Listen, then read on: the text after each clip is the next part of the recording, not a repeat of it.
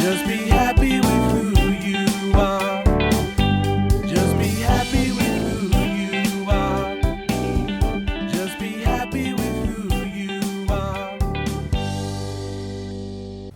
Third and last part, looking at treatment. Part 3,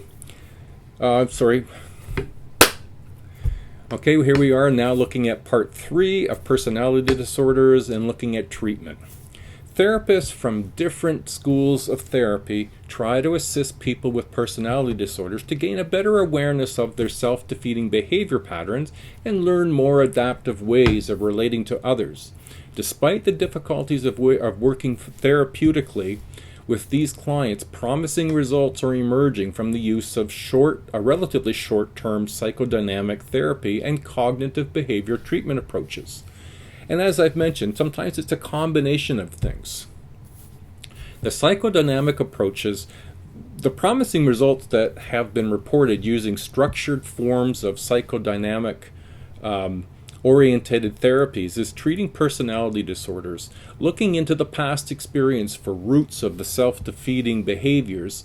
These therapies raise clients' awareness of how their behaviors cause problems in their close relationships. Now, dovetailing that with the cognitive behavioral approaches, behavior therapists see their task as changing clients' behavior rather than their personality structures. They focus on attempting to replace maladaptive behavior with adaptive behavior through techniques such as extinction, modeling, and reinforcement. Now, those are typical behavioral strategies coming out of some of the initial work by Skinner in the area of behavior. Now, 2 groups are showing some success. One is Beck. Now, he's helping to correct cognitive distortions, supporting either all the good or all the bad sense of self. So his approach is to head-on approach those cognitive distortions, identify them, and replace them with appropriate thinking. Linehan, dialectic behavior therapy, the DBT, is a combination of behavior therapy and supportive psychotherapy.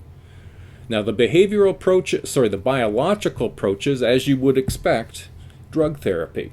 Now, drugs do not alter long-standing patterns of maladaptive behavior, but they do give behavior that give rise to distress. However, antidepressants of the selective serotonin reuptake inhibitor class, that's kind of like Prozac, can reduce aggressive behavior and irritability in impulsive and aggressive individuals with personality disorder.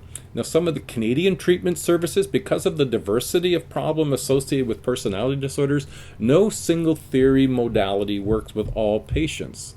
Added to this are that the cost containment constraints of mental health services across Canada and the need for service delivery mechanisms that must be comprehensive and flexible, yet efficient and effective. So, 1, psychotherapy to reduce extremes of maladaptive behavior patterns and bring to patients' attention. So bringing these things to the surface to talk about. 2, the historic perspective of maladaptive behavior. Patients to see the pattern over time, past experience forward. So sometimes looking at things over time allows us to see patterns that we wouldn't have otherwise seen because we're too close.